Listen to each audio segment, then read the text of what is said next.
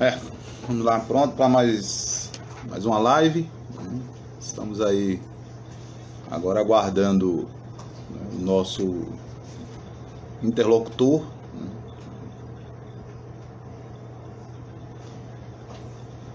Bem-vindo, Júlio, bem-vindo, Silas. Cabelo bonito danado. É que você não pegou a minha esposa arrumando o cabelo. Tati também já está presente. Vamos lá, vamos esperar o Leonardo, né, chegar e a gente já começa aí com um bate-papo. Quero indicar o Instagram de Tati, né, Tatiane, Mãe na Vassoura, né? Vocês não podem perder esse Instagram, tá bom?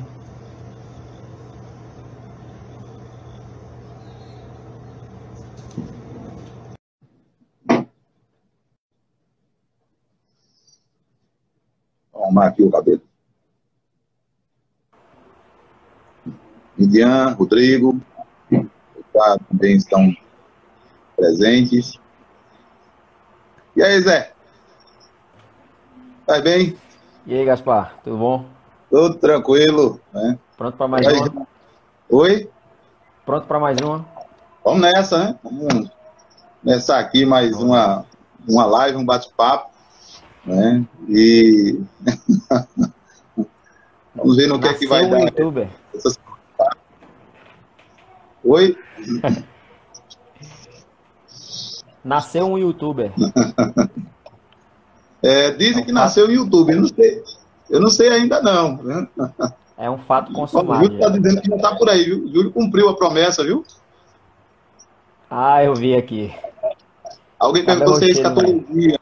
Alguém perguntou se é escatologia. Não, não é escatologia, não. Escatologia foi ontem, a doutrina das últimas coisas, né? A gente, logo eu vou postar lá no canal Teologia Reformata, né? Teologia, TH, né? Então, vamos lá, e já somos chamados de blogueiro, né? Sei que você também está aí né, sendo participante de outras lives, né? Vamos nessa. Rapaz, em tempos de pandemia, né? Vamos fazer o quê? Eu queria ver como é que faz para fixar o tema aqui. Como é que faz isso, hein? Tu sabe? Fixar o tema onde? Eu acho que fica não gravado aí. Não fica, não. Só depois que fica gravado. Só depois que você grava, eu acho que quando você vai salvar e aparece a opção para colocar o... Não, fica com... E aí, deixa eu me ver. Não sei. Tem uma opçãozinha que faz para gravar, entendeu? Tem uma opçãozinha que faz para ela ficar... deixa eu me ver. Aí tá dizendo, escreve, segura um pouquinho. Vamos ver. Gêneros. Eu já escrevi. Vou puxar aqui. Tá dizendo, segura um pouquinho, já segurei, tá segurando até demais.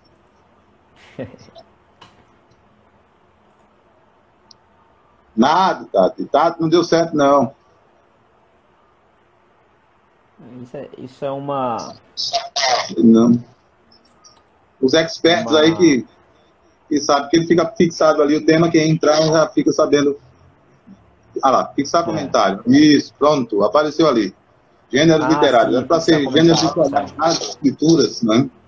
Mas a gente vai interagindo aí com outros gêneros. Obrigado, Tati, aí pela dica, e a minha assistente, né? Beth tem me ajudado nessas lives. Ela faz perguntas, toma nota aí das perguntas, né? E no final a gente vai respondendo. Obviamente não dá para responder todas, mas algumas. Eu não costumo desativar os comentários, deixo livre aí para que a gente possa ver, né? E o pessoal interagir, mesmo aqueles que vão tirar a casquinha da gente, né? Aham. Ainda não, exceto pelo Silas, né, e o Júlio, né, até agora ninguém vai tirar a casquinha ainda não, né, depois chegam os outros aí. Bom, nosso bate-papo é sobre gênero literário, e a segunda parte daquela primeira live que nós fizemos 8 dias atrás, né? Onde tratamos sobre a importância dos gêneros literários das escrituras, como ler a Bíblia, né? Quem quer ler a Bíblia, na verdade, foi o tema.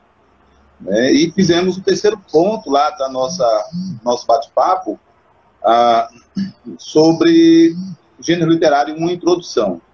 Então, o nosso bate-papo vai ser assim, eu faço um pouco da exposição, e sempre que você, né, além de passar a palavra para você, você quiser também, mesmo que eu esteja falando, você levanta a mão, ou Gaspar, tal, aí a gente vai interagindo assim. No final a gente fica pronto para responder aí algumas perguntas que forem feitas para a gente. O que é que você acha? Ok, que nem da outra vez, por mim tá ótimo. Isso. Quanto menos eu falar, melhor, mais seguro, mais... Não. É nada. Eu já disse que dos colegas que eu tenho, né, você é o cara que tem, pela graça de Deus, ingressado na literatura, e isso tem enriquecido aí no cenário cristão, né, jovens, né, interessados em ver como a literatura interage. Eu não tive, apesar que não vou dizer não foi oportunidade, me faltou muito interesse pela literatura, certo tipo de literatura, né, e vim descobrir muito tarde também algumas. Mesmo assim, meu viés continua sendo para a literatura bíblica, literatura filosófica, e as outras entram como a Sócrates diz num certo comentário, né, quando ele fala sobre a poesia, né, e que na verdade ela é para poucos mesmo, né, diferente da filosofia, que pode ser para muitos. Ou seja, todos podem filosofar, mas fazer poesia, na verdade, é para poucos, né? Então, quem gosta, quem se envolve com literatura, dou graças a Deus aí pelo trabalho que você faz, né? Conhecimento aí, especialmente em C.S. Lewis, né? Vi a pronúncia aí, foi difícil, rapaz. Né? O Chesterton, né? O apóstolo do senso comum, né? O Tolkien, né? E outros aí que fornecem aí o instrumental, né, para uma leitura mais proveitosa, né, não só da escritura, mas de tudo mais. Então, sejam bem-vindos todos. Vamos dar nosso início ao nosso bate-papo. Na semana passada eu li no Salmo 35, o salmista disse que de boas palavras o seu coração transbordava, né, e a língua dele parecia como pena de um escritor habilidoso. Né. Então, essa referência diz muito sobre que os autores bíblicos são autores literários.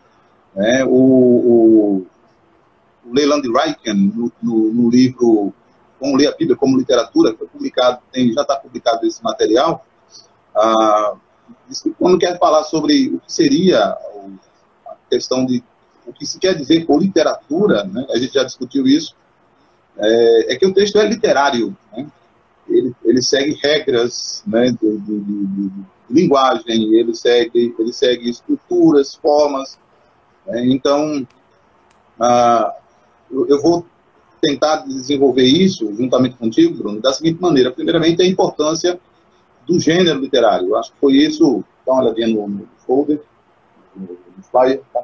No celular não, né? Eu vejo aqui, foi isso que a gente tinha combinado, né, de trabalhar 3 pontos, né, não é porque é um sermão presbiteriano, né, algumas pessoas podem pensar isso, mas nós decidimos trabalhar 3 pontos, que são o que é um gênero literário, vamos tentar discutir um pouco sobre isso, o que define um gênero literário, por que é importante conhecê-los, né, e depois, de modo panorâmico, trabalhar um pouco sobre prosa, poesia, profecias e figuras de linguagem. Eu sei que a terceira daria uma outra live, mas vamos tentar definir aqui um pouco, então, o que é um gênero literário, né, e por quê, né? Há uma razão primária para isso, né, é que reconhecer a escritura com suas diferentes formas de literatura bíblica, né, com as diferentes formas de textos literários, é fundamentalmente importante para lê-la bem, né, para ler bem a Bíblia. Se as pessoas confundirem gêneros literários que há nas escrituras, né, elas não saberão ler as escrituras. Isso eu penso que é primordial, né? Quando você, né, intuitivamente, as pessoas pegam um jornal e leem como um jornal, né? Apesar que hoje a questão das pessoas lerem é difícil, né? As pessoas, quando pegam um romance, né, sabem que estão lendo um romance, uma poesia, uma literatura de cordel. Aquelas, não sei se já viu por aí, Bruno, com certeza você já deve ter encontrado. Aqui tem, em alguns pontos onde vendem Guaraná do Amazonas, né, tem um cartaz lá, assim, cheio de literatura de cordel, né, com os títulos mais escabrosos. Né, mas quem pega uma literatura como aquela, a pessoa sabe logo, é uma literatura de cordel. E quando lê aquelas cestilhas, né, aqueles poemas, né, digamos assim, ele lê e já encontra rima. Né? Ele encontra uma cadência de rima. Então, eles dizem, olha, esse texto que eu acabei de ler é diferente daquele outro que eu havia ali numa revista que estava ali sobre a mesa, por exemplo. Então, em princípio, compreender os gêneros literários é o primeiro passo, né, digamos assim, hermenêutico. Ele fornece o primeiro indício para o significado de uma passagem bíblica. Tá? Então, eu queria te ouvir, antes da gente adiantar, né, avançar no nosso primeiro tópico, né? Então, discutir um pouco, ouvir você sobre por que, né, nesse caso, antes da gente discutir que é um gênero literário, né, essa experiência que você, por exemplo, tem de ler, né, outras literaturas e dizer, cara, isso aqui é diferente desse aqui. Né? Então, vai nessa. Existem algumas coisas que no próprio texto, né? O texto ele fala com a gente. Então, quando a gente está lendo um texto, existem alguns elementos que a gente consegue identificar, né? O gênero literário, seja pela forma, né, em que ele está disposto. Por exemplo, você pega um poema, nitidamente você sabe que está diante de um poema, né? Pela maneira como as palavras estão dispostas em versos, em rimas, né? Mas em se tratando de um texto que não um poema, por exemplo, como identificar, né, o gênero literário de um texto de prosa, né? Então existem características, né, inerentes a cada um deles, e eu espero que sejam exploradas aí, né? Você deve ter preparado tudo. Vamos tentar. Mas o grande problema é quando o leitor ele não atenta para essa divergência, essa diferença de textos, né? Uhum. E aí, como nós falamos na outra live, a pessoa ela quer aplicar as mesmas regras a gêneros diferentes. Então, esse é um erro primário que não deve ser cometido na leitura de qualquer texto. Né? Não se lê né, poesia como se lê um jornal. Não se lê um jornal como se lê poesia. Isso. Então, assim, eu não sei se você concorda, mas é porque há uma compreensão de que a Escritura, por ser um livro divino, então ela tem, obviamente ela tem aquilo que é chamado de hermenêutica sagrada, né? Ou hermenêutica sacra. Nós não minimizamos, em hipótese nenhuma, o elemento do Espírito sobre nós na iluminação da leitura bíblica. Não é isso que está sendo aqui discutido. Né? O texto, por ser palavra de Deus, né, nele permeia, né, digamos assim, né, o hálito divino, né, as palavras divinas, né, e o Espírito que inspirou é que nos orienta na compreensão também. Mas o mesmo Espírito que inspirou gêneros distintos. Né? Eu estava lendo uma citação do Van Hoosen, e ele diz que o Espírito, eu vou até pegar essa citação, para que a gente, eu não cite de forma equivocada, né? Lá no livro Drama da Doutrina, ele tem, até citei, né? Diz que a obra do Espírito nas práticas do cânon, e uma dessas obras que ele chama, né, práticas literárias, gêneros como tipos de ação social, práticas literárias. Veja, quando o Salmo 119, ou no Salmo 111, ou Provérbios 31, ou uma parábola, o Espírito é o inspirador também desses recursos, né? O Espírito conduz, nós não vamos minimizar isso, conduz os autores, né, sem anular sua personalidade, para que eles escrevam. Então, a gente encontra que muitos crentes, né, cristãos, por entenderem que a Escritura é divinamente inspirada, tendem a minimizar, né, ou suprimir, ou deixar de lado o caráter de que ela também tem um lado humano, ou seja, ela foi escrita por pessoas, né, de carne e osso que viveram numa cultura, numa época diferente, numa cultura diferente, e se uma outra cultura mesmo, outro povo, né, um oriental, então escreve de maneira diferente, pensa o mundo de maneira diferente, e eles relatam isso de uma forma diferente. Então, acho que tem sido esse o equívoco, né? As pessoas, né, os crentes, né, leem aí o livro de Provérbios da mesma maneira que ela lê Gênesis, ou da mesma maneira que lê uma parábola, né? Então, eu acho que essa live que a gente faz hoje aqui vai ajudar bastante aos que nos ouvirem, né, sobre esse assunto, ainda que alguns já saibam. Eu penso que aquilo que o Grant Osborne diz, ele diz assim que o gênero desempenha, nesse caso, um papel positivo como ferramenta hermenêutica, né, para determinar o sentido, né, literal do texto, ou o significado pretendido pelo autor. A gente sabe que falar em autoria hoje é difícil, mas nós assumimos que o autor bíblico, né, o autor último é Deus, por meio do seu Espírito, mas os autores têm pretensões, né, quem escreve um texto, escreve para marcar posição frente a alguma coisa. E o gênero, então, o gênero seria mais do que simplesmente um significado de classificação de tipos literários, né? O gênero, eu me lembro um texto que eu li há muitos anos atrás, diz que o gênero, na verdade, tem até mesmo um caráter, né, de teoria de conhecimento, um caráter epistemológico, digamos assim.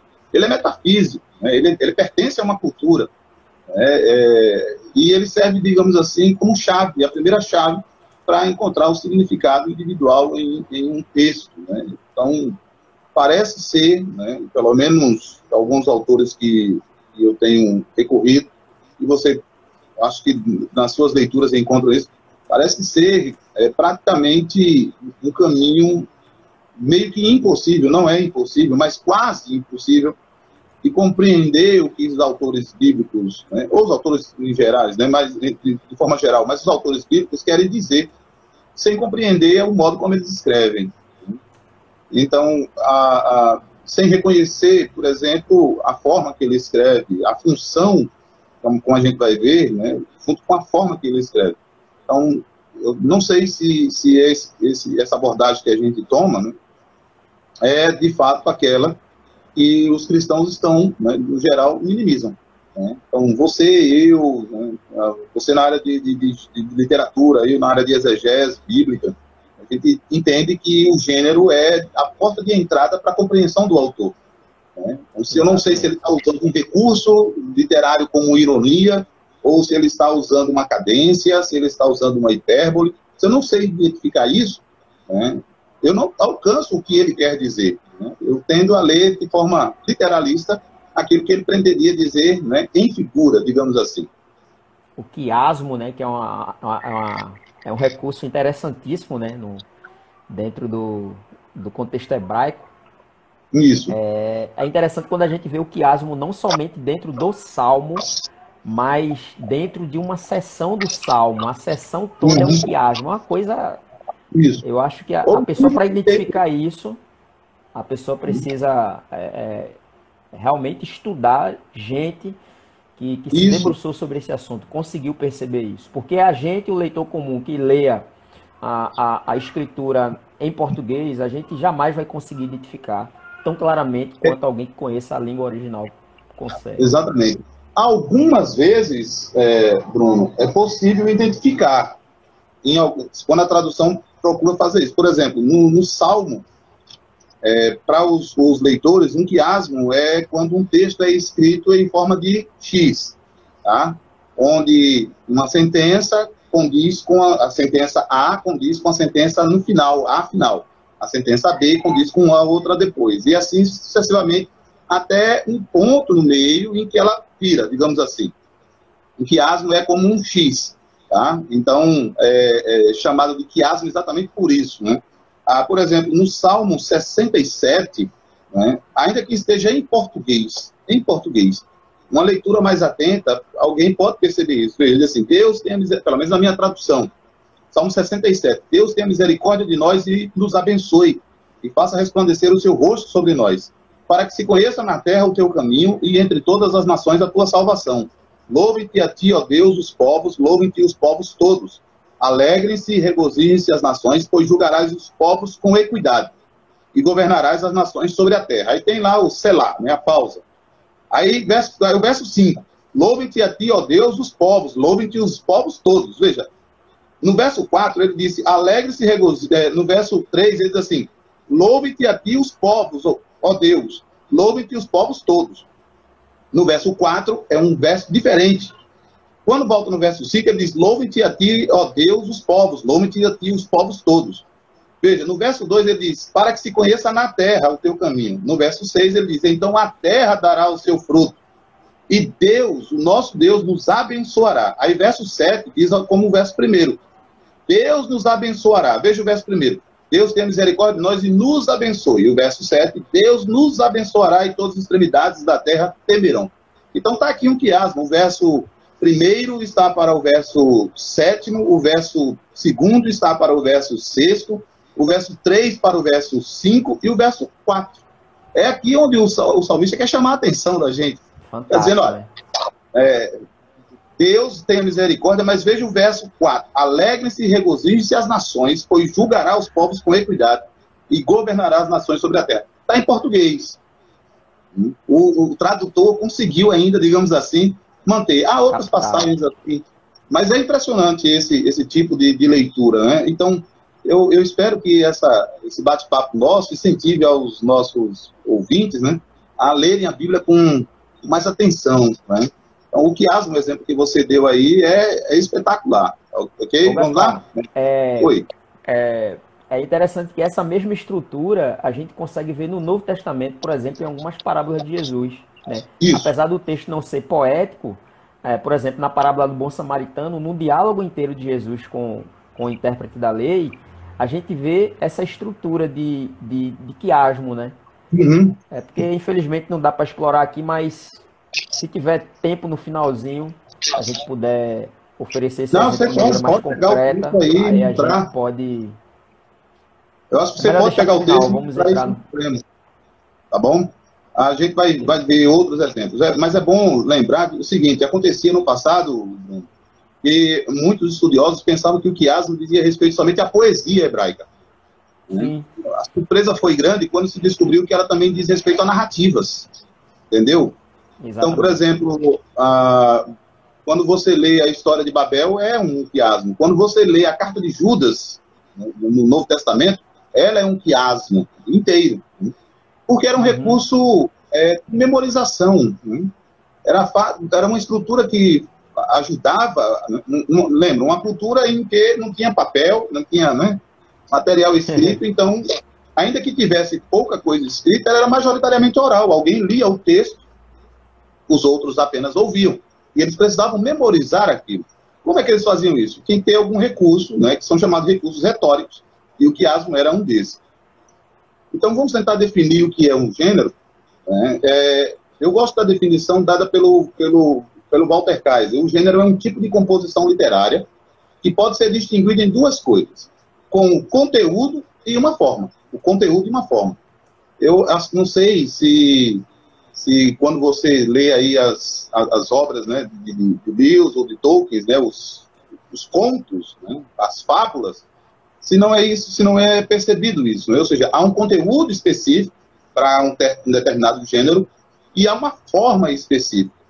Então, não dá para fazer narrativa de maneira a usar a poesia. A poesia é uma forma, né, diferente da narrativa, ainda que o relato narrativo possa ser colocado em prosa ou em poesia, mas não é uma prosa, é uma poesia. Então, não sei se você percebe isso, tá? Quando lê aí os seus textos, né, porque me parece que esse desconhecimento, né? Puxa, eu estou lendo que tipo de texto? Ele tem um conteúdo diferente. Né? E esse texto tem uma forma diferente. Isso acontece na escritura com muita frequência, né?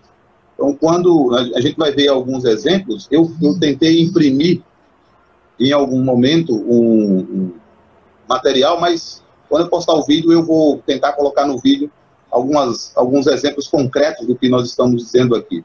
Então, quando você lê o Lewis, ou Tolkien, ou a Bíblia, você não percebe, então, isso, né? Há conteúdo e formas distintas para cada gênero, né? Exato, com certeza. Até mesmo dentro você citou Tolkien aí, você sabe que ele era filólogo, né? E ele criou realmente as línguas élficas, por exemplo, que são usadas nas histórias da Terra-média. São idiomas mesmo, né? E é uma coisa interessante que, entre os personagens, né? Por exemplo, Gandalf fala de uma maneira com Frodo ou Bilbo, e de outra maneira com os elfos. Ele já usa uma linguagem mais rebuscada. E você vê dentro da própria história os textos, eles se apresentando ora de maneira mais coloquial, ora de maneira mais, né, erudita, digamos assim, e ora numa linguagem que alguns personagens nem ousam traduzir, né? Eles traduzem assim por alto, quando eles, por exemplo, vão citar uma poesia élfica. Tá lá escrito em élfico, ninguém entende nada, mas aí o cara vai dizer assim, ó, isso aqui diz mais ou menos isso. Ele não se aventura a dizer literalmente o que o texto... Então, dentro de um próprio texto literário como esse, a gente vê essas diferenças, né? Dentro da própria história. E o nosso grande erro é achar que a Bíblia não tem isso, né? Tem muita gente que tem esse problema, que acha que a Bíblia não tem isso. Por exemplo, a pessoa não consegue, numa primeira leitura, identificar a diferença de texto, por exemplo, de Amós com o texto de Isaías, só para dar um exemplo dentro dos profetas. Então, que elementos? Eu pergunto a Gaspar, até faça essa pergunta. O que é que a pessoa precisa para conseguir identificar isso? Além de um conhecimento mínimo do gênero literário profético, né? O que é que a pessoa precisa para identificar, por exemplo, a diferença entre autores cuja geração é até mesmo aproximada, digamos assim. Se o gênero compõe de forma e conteúdo, existem pelo menos três coisas que fazem um gênero literário. Primeiramente, a forma. Então, se a pessoa conseguir identificar a forma, o que é a forma? A forma é a estrutura, né? Digamos assim, é o esquema, né? É o formato da passagem ou daquela unidade individual, né? É como se ela pudesse dizer o seguinte, por exemplo, eu leio o Salmo 3º, né? E leio, digamos, Isaías 5. Né? O Salmo 3º é um salmo de lamento. Então, quando a pessoa está lendo um salmo de lamento, ele vai reconhecer aquilo, né? Por exemplo, uma queixa. O salmista sempre se faz uma queixa, né? Os meus inimigos, onde o Senhor está? Por que o Senhor se esconde de mim? Né? Ou quando ele está lendo, por exemplo, no capítulo 5 de Isaías, ele está lendo uma parábola. Né? Geralmente, as parábolas, né, vão ter um mecanismo para dizer, isso é uma parábola, dizer, isso é como semelhante, havia tal coisa. Então, geralmente, se a pessoa tiver um pouco de sensibilidade literária, ele vai perceber que um salmo de lamento, né, é diferente, por exemplo, de uma narrativa. Então, quando ele lê a história a jornada de Abraão, né, lá em Gênesis capítulo 12, aí ele vai ver um personagem, um diálogo, ele vai ver uma passagem do tempo, né, ele vai perceber que o tempo está passando, ou seja, há um movimento naquele texto, né, em Gênesis 12, por exemplo. Quando ele não percebe esse mesmo movimento num salmo. Então, isso é o que chamamos de forma. Tá? Ou seja, a forma é o que dá, nesse sentido aí, o primeiro passo para reconhecer o gênero. Uma outra coisa que faz com que... sim, só um detalhe. Eu vou passar. Você falou de Amós. É curioso, Bruno, que os autores do texto hebraico, os que copiaram o texto hebraico, né, os chamados escribas, os massoretas, eles sabiam disso. se você pegar um códice, né, onde o texto de Amós foi escrito, Amós capítulo 1, você vai encontrar 7 blocos. Veja, 7 blocos, né? Pelo menos no capítulo 1. Se estender até o capítulo 2, versículo 7, existem mais blocos. Né? Cada bloco daquele de lá era um oráculo. Né? Então, diz o texto lá, né? Por 2, sim, por 3, não tirarei, aí pronto. Então ele faz isso e ele encerra. Né? E há uma forma, né? Eu vou citar essa rapidamente para a gente ganhar tempo, mas um leitor atento vai perceber, eu citei o livro de Amós ontem, e eu preciso, né, citar hoje também. Deixa eu ver onde é que... Daniel, Oséias... Onde é que... Tem Amós ainda nas nossas Bíblias, não tem? Tem. Estão tirando tanta coisa. Veja, se é um leitor atento, né, vai perceber, por exemplo, esses blocos. Por exemplo, no versículo 3... assim diz o Senhor, por 3 transgressões de Damasco e por 4 não retirarei o castigo, porque trilharam a Gileade com trilho de ferro. Por isso, porei fogo à casa de Azael, e ele consumirá os palácios de Ben-Hadad. E quebrarei o ferrolho de Damasco, e exterminarei o morador do vale de Aven, e o que tem o cetro de Bet-Eden. E o povo da Síria será levado em cativeiro aqui, diz o Senhor. Pronto, começou lá em cima. Assim diz o Senhor. Aí, quando vai no verso 6, diz, assim diz o Senhor, por 3 transgressões de Gaza. Isso se repete. Então, um leitor mais atento, ele vai dizer, olha, isso aqui está se repetindo, né? Então é uma forma, está dando a forma. Vou tentar colocar no vídeo, já que eu não consegui fazer aqui, mostrar isso no próprio códice, né, onde foi escrito o texto hebraico. Né? Quem tiver acesso a esse códice, por exemplo, a poesia concreta, não é uma coisa moderna, não é uma coisa, é uma coisa antiga. Por exemplo, quando você vai nesse mesmo códice, o códice de Leningrado, aquele que dá origem à Bíblia hebraica de Stuttgartense, né, aquela que compõe a Stuttgartense, se alguém for lá no livro de Êxodo, né, desse códice, capítulo 14, até o capítulo 15, verso 14, é curioso, né? Eu não sei se você já teve a oportunidade de ver, mas há uma parte que é um bloco inteiro, né, que indica a narrativa, e em seguida ele canta a poesia, né, da travessia, né, da libertação do povo. E é curioso essa poesia, porque ela é assim, ela tem uma linha aqui e uma aqui. Uma palavra aqui e outra assim. Como formando uma onda. Entendeu? Rapaz. É bem interessante. E ele coloca lá em cima exatamente esse arranjo. Quando é uma lista, ele coloca lá em forma de lista. O Salmo 136, por exemplo. Está lá, né, o parágrafo inteiro de um lado e o parágrafo da repetição do outro. Eles faziam isso. Então, a forma é importante para poder começar, digamos assim, compreender. Algumas Bíblias em português já tentam fazer isso. Quando é poesia, coloca em forma de poesia. Não sei se você já viu, né? A Almeida, a Nova Almeida atualizada.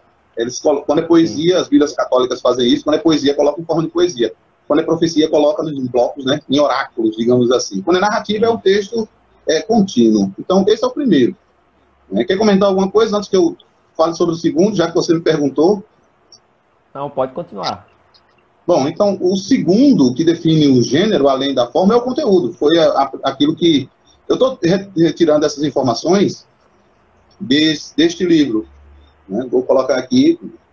Existem outros, mas eu quero deter logo nesse, que é o mais básico, digamos assim, sobre isso. O conteúdo, né? Sobre um gênero, né? Saber o gênero de uma passagem, a que passagem ela pertence, né? Ou qual é o conteúdo, né?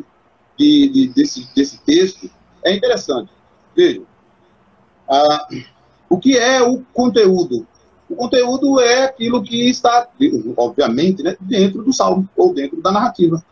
Eu espero que hajam personagens dialogando dentro da narrativa, mas eu não espero que esse diálogo aconteça, por exemplo, num salmo. Apesar que alguns salmos bíblicos têm certos diálogos, né?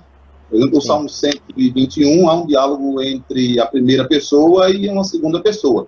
Né? Leve meus olhos para o monte, ele não deixará os teus pés. Então há um diálogo, mas não é esse tipo de diálogo. O diálogo é aquele onde dois personagens estão conversando dentro de um texto. Né? Então, por exemplo,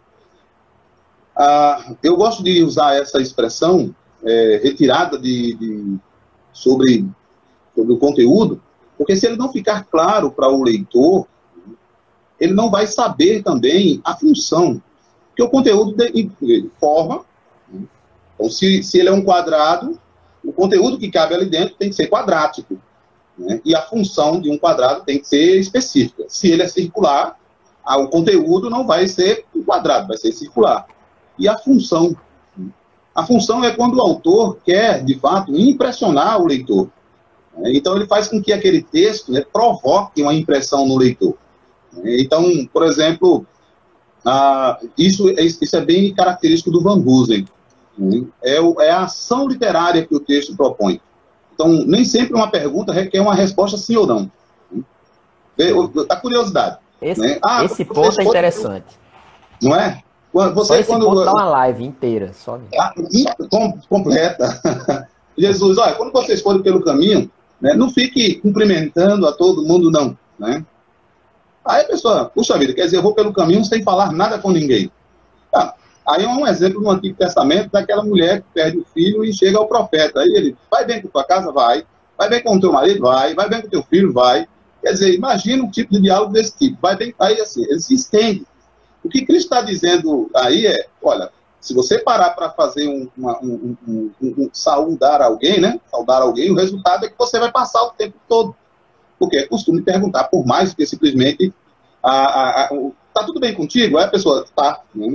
Então, eu costumo dar o exemplo. Você tem horas? Alguém tem, e vai embora. Né? A função aqui, né, é uma informação, eu quero algo mais. Então, os textos bíblicos também fazem isso. Né? Eles, né, então, eu me lembro, um dia, Bruno, acho que você não estava presente, você não tinha chegado ainda lá na igreja, quando era o dia do abraço. Não sei se tem esse dia também, viu? E alguém leu a parábola... Está bem em desuso, né, ultimamente, mas... Alguém leu a parábola do filho pródigo e lá diz que o pai correu e abraçou o filho. E aí a pessoa perguntou, o que esse abraço significa para você? Aí as pessoas foram dizendo, né? Aí eu disse, bom, aí quando chega a minha vez, né, pergunta para mim o que é. Eu tive que fazer uma orientação sobre o que era. Né? A parábola não estava focada no abraço apenas, né? Era um conjunto. Faltou ali compreensão da forma, era uma parábola, ou seja, ela tem uma lição a ser ensinada. Esqueceram o conteúdo, né? Ou seja, a parábola foca em 2 ou 3 personagens, tá? E esqueceu a função. A função era ilustrar, no capítulo 15 de Lucas, ilustrar como Cristo recebe publicanos e pecadores. Agora, né, eu quero te ouvir, porque eu não posso falar o tempo todo, não. Quando eu falei que essa parte sozinha daria uma live, porque, de fato, quando a gente vê, por exemplo, é curioso como perguntas objetivas, elas podem exigir respostas literárias. Por exemplo, quando Jesus foi perguntado acerca de quem é o próximo, ou quem é o meu próximo, né? Parábola do bom samaritano, o que é que Jesus faz? Ele conta uma história. É claro que há toda uma razão pedagógica por trás disso, né? Algumas coisas, elas são... alguns cernes, alguns corações, eles são atingidos mais plenamente por meio, né, de uma história que envolva a pessoa, né? Então, Jesus, ele poderia dar uma resposta proposicional, né, digamos assim, mas ele conta uma história. E tem um outro exemplo que eu sempre gosto muito de citar, que é quando o profeta Natan vai revelar o pecado de Davi. Até então, Davi estava, né, cego, né, para o seu pecado. Até então, ele não havia, de fato, sequer percebido a gravidade do que havia cometido. E Natan, em vez dele chegar soltando os cachorros de uma vez, né, ele chega contando uma história que é justamente para quê? Para trazer, né, o seu interlocutor para dentro, né, da história que ele está contando, para que ele sinta na pele o drama daquele homem que, né, teve a sua única cordeirinha utilizada pelo homem rico que havia feito com ela um banquete para dar ao estrangeiro. E é interessante que no final de tudo, né, esse trecho de Natan e Davi é fantástico, porque nós temos ali a parábola, nós temos a epifania, né, a primeira epifania, aí dentro daquela estrutura de quiasmo, né? Você tem uma parábola, você tem uma reação à parábola, que é quando Davi diz, esse homem tem que ser morto.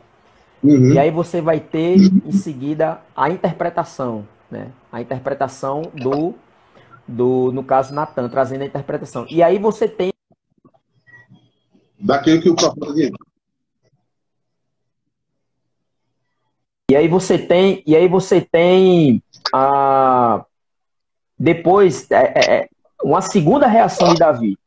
A primeira reação, quando ele achava que o problema era dos outros.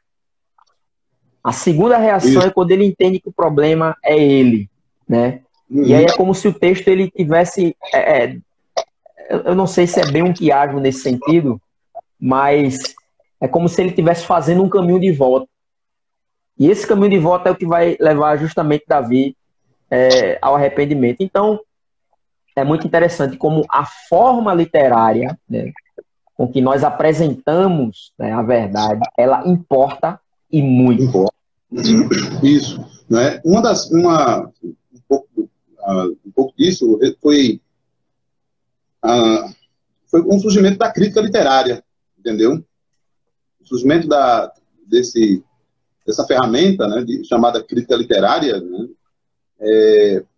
levou a muitos a terem uma consideração maior pela escritura. Eu tenho um texto que eu não escrevi, ainda não foi publicado, mas é mais ou menos assim.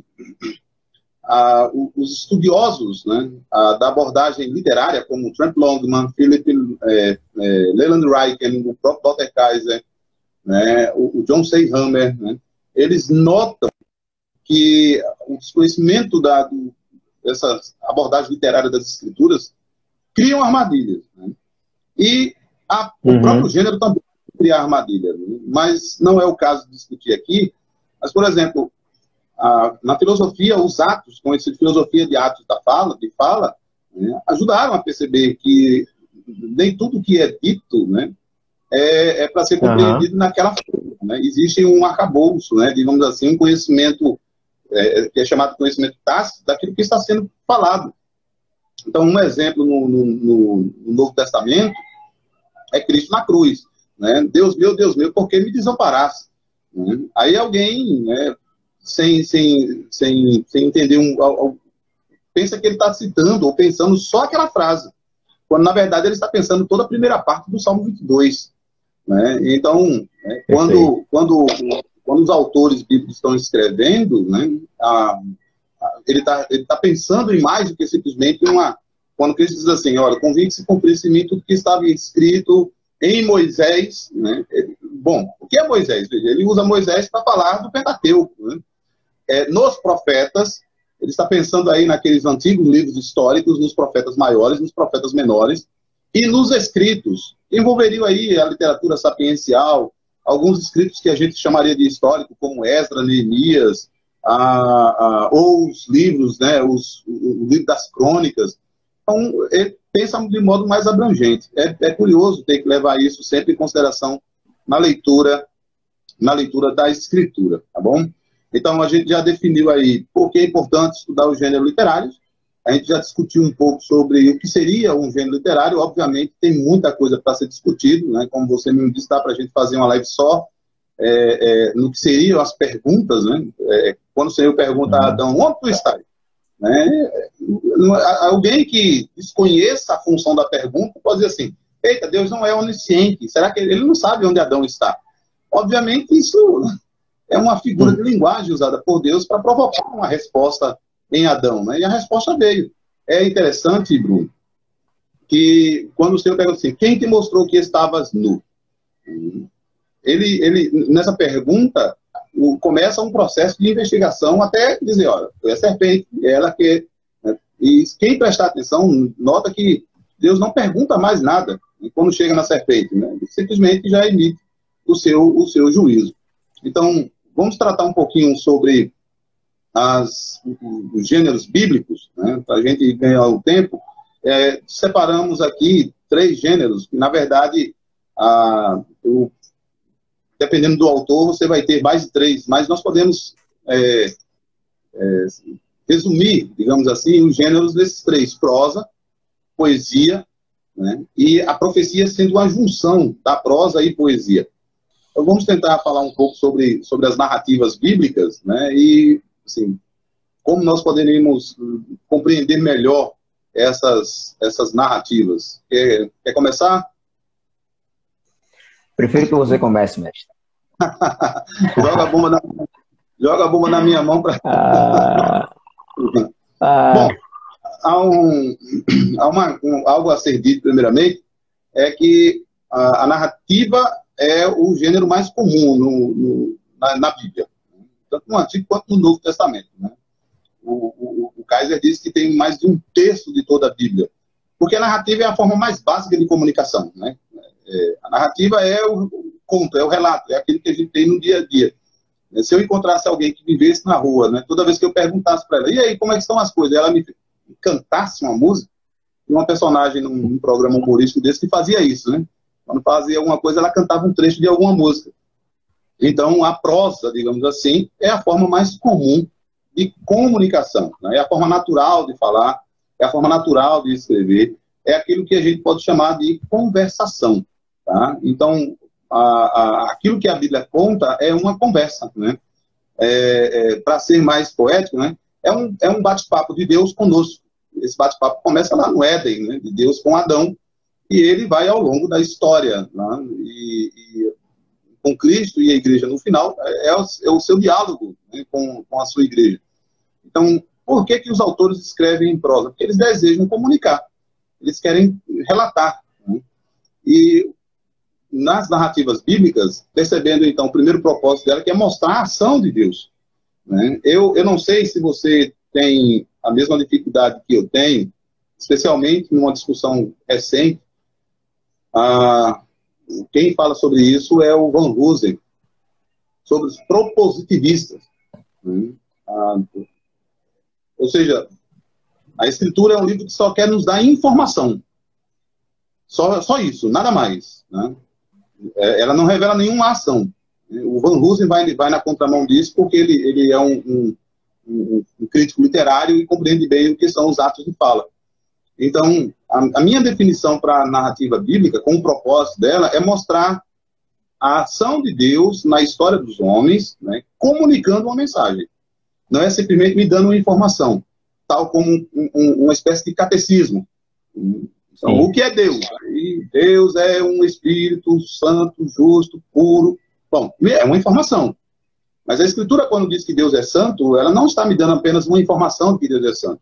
Ela está mostrando como Deus age de forma santa e está querendo, né, que eu responda a isso. Que cada um que lê aquilo tem uma... Como é que eu respondo a isso? É óbvio que o foco maior da Escritura é a história da redenção, é a história da salvação, acontecendo na história dos homens. Então eu queria te ouvir um pouco sobre a tua impressão também com as narrativas bíblicas, e a gente talvez possa puxar alguns exemplos de narrativas bíblicas para poder dialogar um pouco também sobre isso. E depois a gente vai discutir em termos simples, né? E aí eu acho que a gente vai ter uma divergência, não sei, talvez, mas eu acho que a gente vai ter uma divergência, né? Que as narrativas bíblicas não são, né? Elas são parecidas com as narrativas ocidentais, mas elas são muito diferentes também. E aí a gente tentar puxar um pouquinho dessas diferenças também, tá? As semelhanças, com que elas parecem quando você está lendo a sua literatura aí, quando você lê Robson Crusoe, o que elas se parecem com a literatura bíblica, e eu tento focar nas distinções. Em que é que ela é diferente?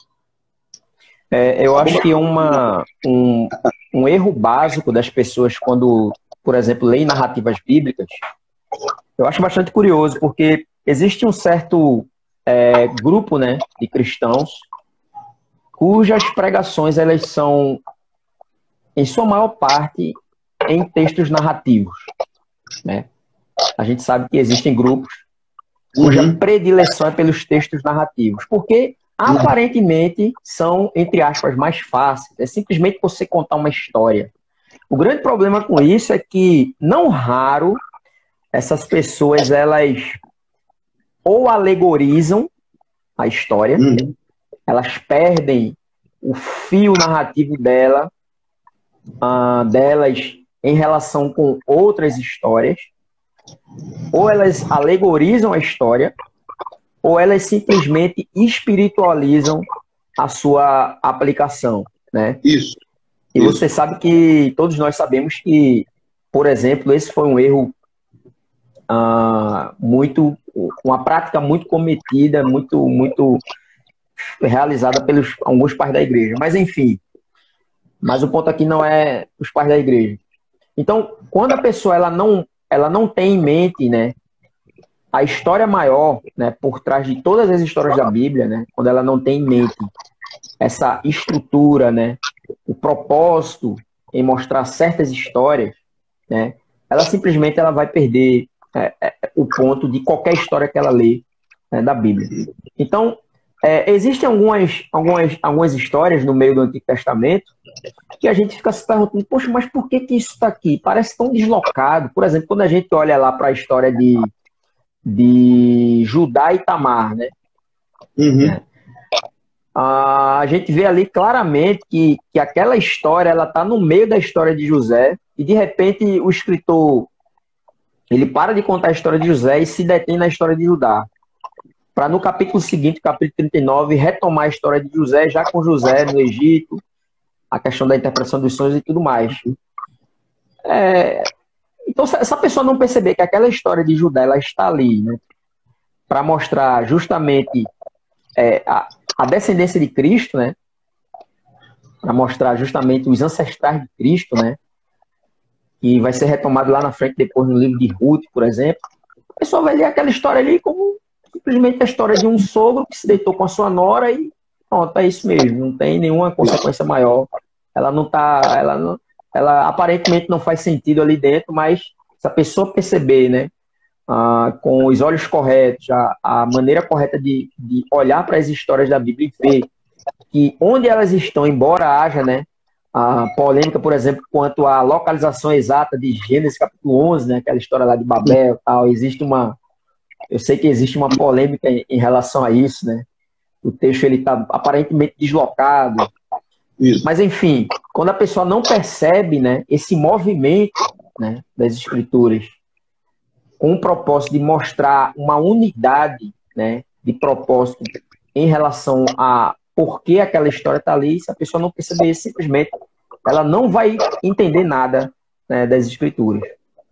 Ou então, quando ela não enxerga paralelismos óbvios. Por exemplo, Apocalipse, capítulo 12. Né? A mulher vestida de sol, né? O dragão tentando matar o seu filho. Né? Muita gente, de fato, fica espantada quando a gente sempre explica, olha, isso aqui está contando a história da redenção e tudo mais. E a gente vem de Gênesis e mostrando, né, como durante toda a história do povo de Deus, Satanás tentou frustrar, né, os propósitos redentivos de Deus, impedir a vinda do Messias e tudo mais. Quando a pessoa enxerga isso dentro desse texto de Apocalipse 12, é como se uma luz acendesse dentro da mente dela e, curioso, que ela passa a enxergar o livro de Apocalipse de uma maneira menos, como é que eu posso dizer, mística no sentido, no sentido pejorativo da palavra, né? Então, é isso. A pessoa, quando não percebe esses paralelismos, essas referências, né, escondidas no texto, ela simplesmente vai... Esses dias eu dei uma aula para uma turma aí em Jaboatão e mostrando como é que isso pode ser visto quando você tem um todo, você tem um livro ou vários livros em um livro, contando uma única história. Então, por exemplo, eu estou lendo Mateus e ele começa com uma genealogia. É a genealogia para falar sobre Jesus. E logo em seguida tem a história dos magos que vêm visitá-lo e a perseguição a ele, e ele foge para o Egito.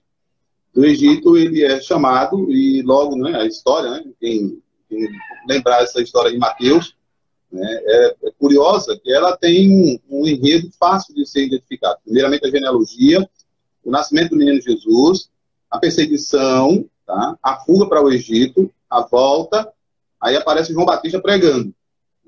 Aí você tem Cristo sendo batizado, depois indo para o deserto, e aí vem o Sermão da Montanha. Não é isso? Aparece... Sim.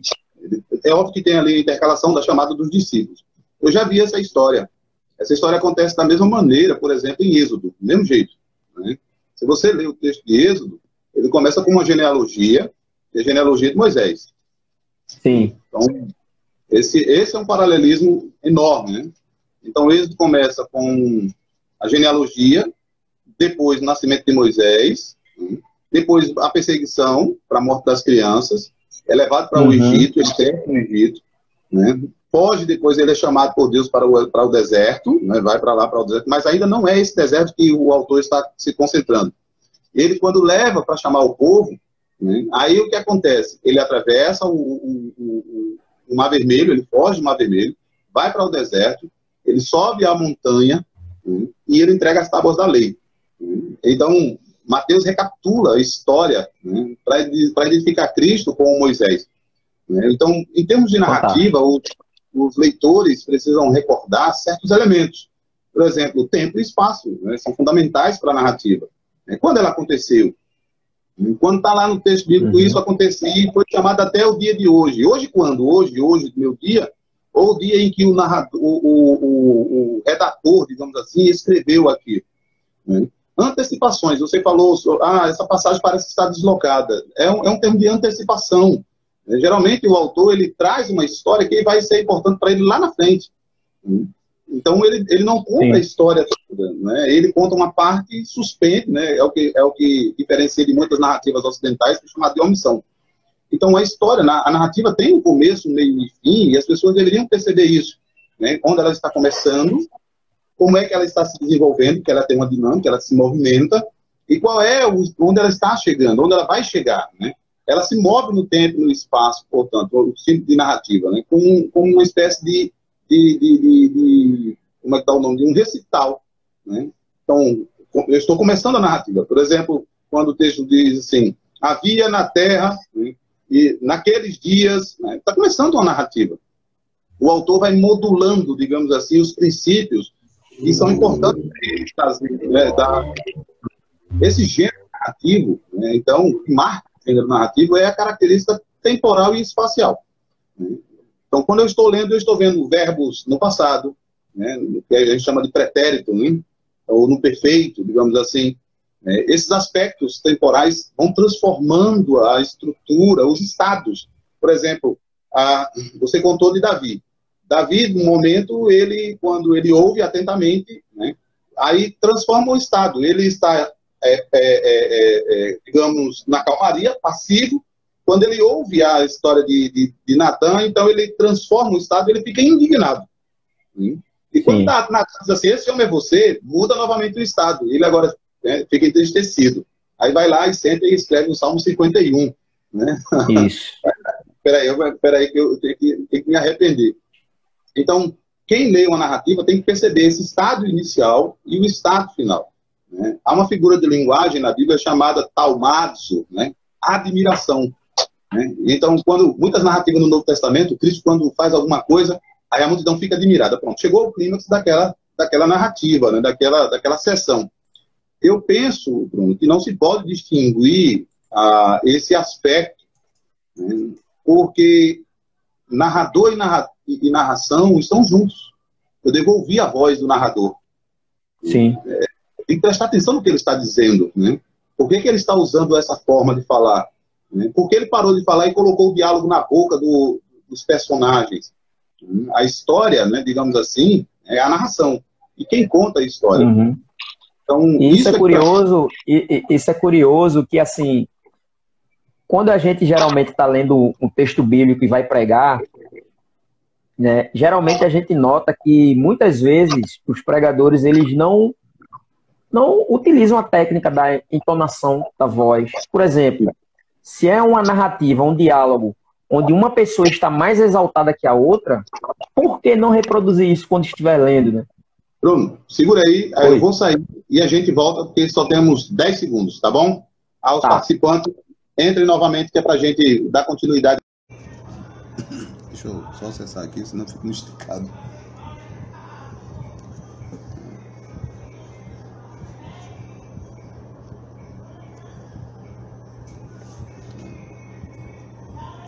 Vamos lá, vou chamar Bruno aqui.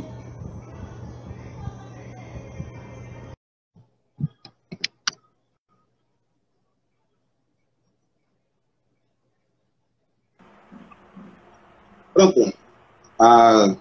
Voltamos aí, né, e dá continuidade ao que você estava falando, né? Pega o fio da meada aí novamente, ou começa ou continua. Eu tô querendo lembrar. Você estava falando que as pessoas perdem, né, o ponto de ouvir as entonações que Sim, podem aparecer no diálogo, por exemplo. Exato, e isso é algo que me preocupa um pouco, porque a leitura ela parece até sem vida, né? Quando você está lendo um texto, parece que você está lendo. Dá até vontade de colocar uma plaquinha assim, né? Você não está lendo um texto qualquer, você está lendo as escrituras, né? Uhum. Falta a questão da vivacidade, é um texto vivo, né? É um texto que fala com a gente.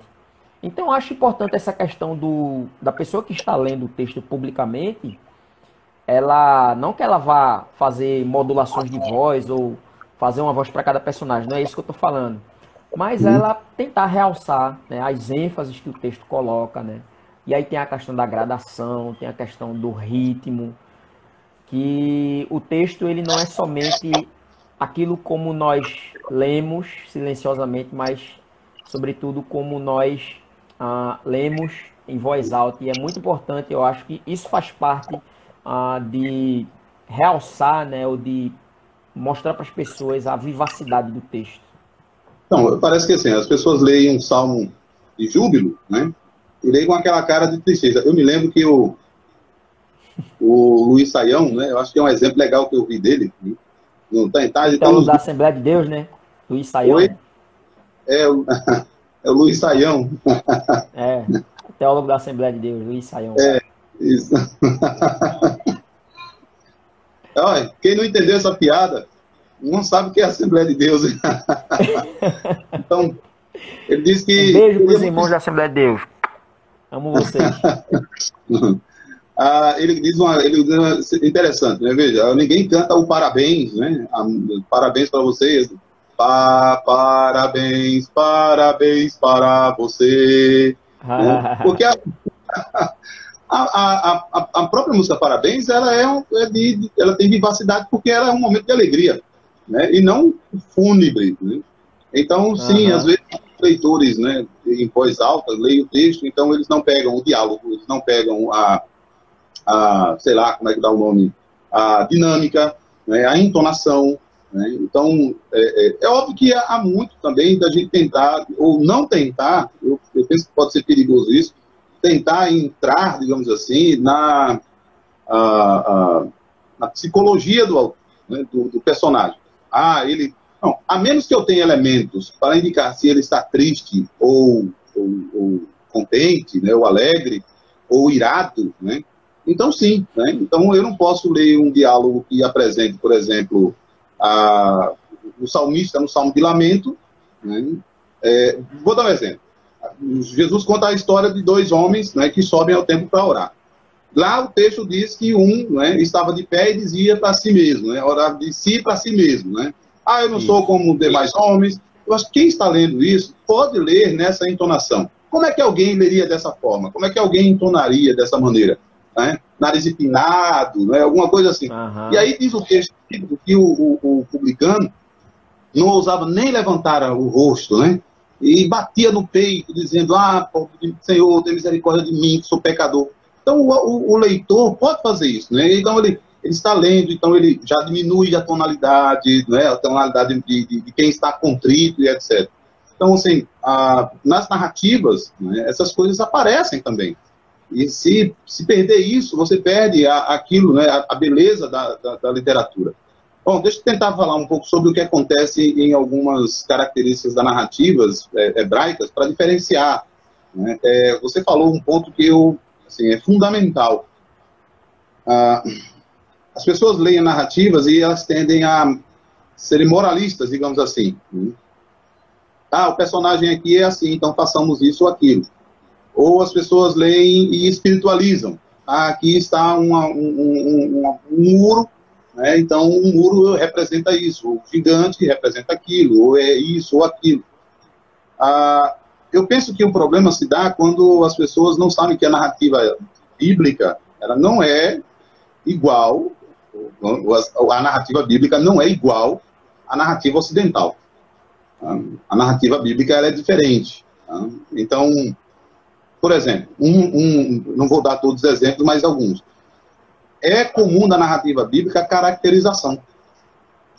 Ela não costuma fazer, perdão, é o inverso. Ela não costuma dar características dos personagens. Mas se ela começa a descrever o personagem, então ela está dizendo para prestar atenção nisso. Ela não tem necessidade. Né? Ela conta a grande história. Mas se de repente, digamos, o autor colocou a câmera em cima daquele personagem e começou a descrever coisas desse personagem, então isso é importante para nós. Né? Está chamando a atenção, está dizendo, olha, preste atenção que isso aí tem alguma função. Lembra lá? Forma, conteúdo e função. Lá na frente está uma função. Aí a gente dá alguns exemplos. Né? Qual é a necessidade de contar que Absalão tinha um cabelo enorme? Qual a razão disso? Parece não ter nenhuma necessidade. Mas lá na frente a gente vai perceber a razão disso. Então, qual é a necessidade de dizer que a luz cegou Paulo quando ele estava indo ao caminho de Damasco? Porque no final da narrativa vai dizer que caíram como as escamas dos olhos. Então, os autores bíblicos, eles não dão ênfase a caracterizações. Mas quando eles fazem, então chama atenção. Eu sempre brincar dizendo assim, de repente Lameque conta um poema. Né? Lameque tomou para si 2 mulheres. Qual é o motivo de dizer isso? Né? Ora, é simplesmente para mostrar que a degeneração da monogamia, né, no capítulo 2, chegou até um ponto que um homem tomou para si 2 mulheres. Né? Então, a caracterização é importante. Né? Nós não vamos ficar procurando cabelo em ovo, mas prestar atenção quando os autores bíblicos escrevem, esse era peludo, esse era ruivo, ele era alto, ele era baixo. Eglon, né? Era um personagem Eglon, né? Não pode dizer que ele era muito gordo por causa de não ser acusado de gordofobia, mas diz que ele era, né, avantajado, gorducho, né? E por que dizer que o personagem ele era nem canhoto? sentiu a facada, né? Nem sentiu, né? Diz o texto que Eude cravou-lhe um punhal no busto, né? Até o cabo, né? Então não dava nem para ele tirar de tanto volume, né? De tecido adiposo, tanta gordura ali dele, né? Então é importante que os leitores, quando lerem narrativa, né, não fiquem procurando cabelo em ovo, mas se de repente o autor bíblico começou a dizer isso, né? Então, olha, foca nisso daí e isso vai ser importante, né? Há um outro elemento, talvez, né, que possa ajudar, que são recursos retóricos. A gente chama de elementos distintivos da narrativa. Repetição. Né? Repetição. Né? Porque os autores bíblicos, né, alguém pega assim, essa história já foi contada. Mas os autores bíblicos repetem, é um recurso da narrativa hebraica, repetir, repete palavras, repete discurso, repete imagem. Provérbios está aí para provar, né? Oi? O livro de Provérbios está aí para provar, né? Isso, né? Por que a repetição? Ora, porque é uma maneira de dar ênfase àquilo que ele quer dizer, tá bom? A ideia de repetição assim, ajuda bastante a compreender, né, o assunto. Então, por exemplo, em Gênesis 1, e disse Deus, e disse Deus, e disse Deus os seus atos. Tá? O texto de Provérbios. Né? Então, seria interessante que as pessoas estivessem lendo, prestassem atenção no que está sendo repetido. Palavras, frases, né? Então, o louvor no Salmo 136, por exemplo, a repetição aquele refrão, né? A sua misericórdia dura para sempre. Acho que ajuda o leitor. Né? No Novo Testamento, as pessoas ficam perguntando, Cristo falou isso aqui, falou essa mesma expressão em outro lugar. Ora, porque era comum repetir as histórias, era comum repetir as narrativas, né? Cristo contava a mesma história várias vezes. Né? E isso não era um recurso para auxiliar no aprendizado daquele assunto que ele quer trazer, né? Daquela, digamos assim, do tema da narrativa. Vai nessa. E isso é bem hebreu mesmo, né? Essa questão da repetição. Vide a carta de João, né? Quantas vezes ele repete a palavra amor, né? E ele próprio chega até mesmo a falar a razão disso, dessa repetição, justamente para que as pessoas se apeguem àquilo que foi ensinado no início. E o que é? E deveis amar uns aos outros, etc. E tal. E ele vai repetindo. E isso é bem hebreu mesmo, essa questão de repetir conceitos até. Porque, por exemplo, quando o Deuteronômio vai falar lá, né? Para inculcar, né? A palavra, né, aos nossos filhos, né, ao deitar, ao levantar, quando estiver andando pelo caminho. Essa ideia de afiar, né, como se a mente da criança ela fosse algo que precisa ser afiado, trabalhado, né, você inculcar aqueles elementos, e isso só se dá por meio, né, da repetição, né, das histórias e tudo mais. Exatamente. Paulo diz isso. Eu tenho uma... Isso. Eu não me canso de ver umas coisas. Sim, pode falar. Não, fala aí as duas coisas primeiro. Era só a citação do apóstolo Paulo dizer assim, eu não me canso de dizer para vocês as mesmas coisas, né? Sim, então, sim. É um bom hebreu. Ou bom judeu. Que é o seguinte, uma forma interessante, por exemplo, da gente revisitar a história da libertação do povo de Deus é, por exemplo, lendo o Salmo de Moisés, né? Onde ele vai resumir, né, todo o Pentateuco em alguns versos. Isso. E é muito interessante os elementos. Eu até publiquei um texto recentemente sobre a morte de Cícera, né, que aparece lá no livro de Josué, perdão, de Juízes. Como que a narrativa é contada no texto narrativo e como que Débora vê isso da perspectiva de um texto poético, ou seja, falando da mesma história, mas colocando ali no texto poético elementos que você olha assim para o texto narrativo e diz, poxa, mas isso não estava lá. Aí, como eu falei lá, e espero estar certo quanto a isso, que é que enquanto o texto narrativo ele está apresentando o fato bruto, né, o texto poético ele está apresentando aquela mesma história, mas já numa dimensão simbólica. Isso. Pode falar um pouco sobre isso? Na verdade, assim, o exemplo que eu acho que eu dei um exemplo na última live, que a gente participou, a gente fez junto aqui, é pensar que a cultura tem uma espécie de, digamos, de arquivo, né? Aqueles armários, arquivo morto. Sim. E dentro daquele arquivo, dentro daquelas gavetas, né, estão ali os modos de sentir, né, de narrar, de falar sobre as coisas do mundo. Então, o exemplo que eu tinha dado foi, está ali um relato, um fato, e um médico, um cronista e um poeta vão lá e olham um fato e eles expressam aquele fato segundo, digamos assim, a sua escolha. Se ele é um médico, né, ele vai escrever como um médico, digamos, um legista. Se ele é um cronista, ele vai narrar aqueles eventos. Se ele é um poeta, ele vai talvez fazer um cordel.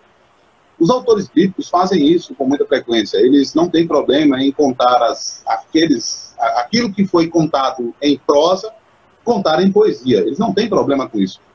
Eles fazem isso com maestria.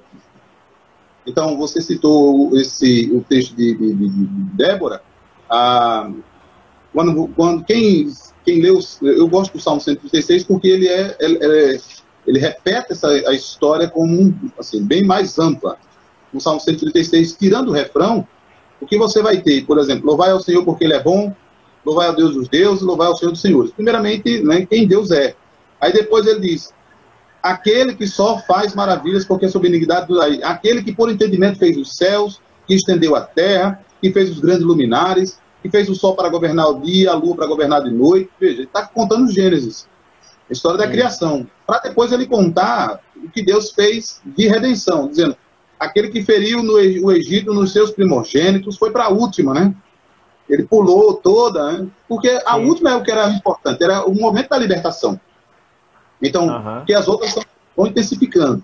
Aí ele diz, tirou como um forte, com um braço poderoso, que dividiu o Mar Vermelho, que fez Israel passar pelo meio, que derrubou Faraó e seu exército, aquele que guiou o povo pelo deserto, que feriu aos grandes reis, matou reis famosos, aí ele cita dois, né? Sion e Og, né? Rei dos amorreus de Bazã, deu a terra deles em herança, e mesmo em herança Israel que se lembrou da nossa baixeza, nos remiu de nossos inimigos, e o que dá mantimento à carne.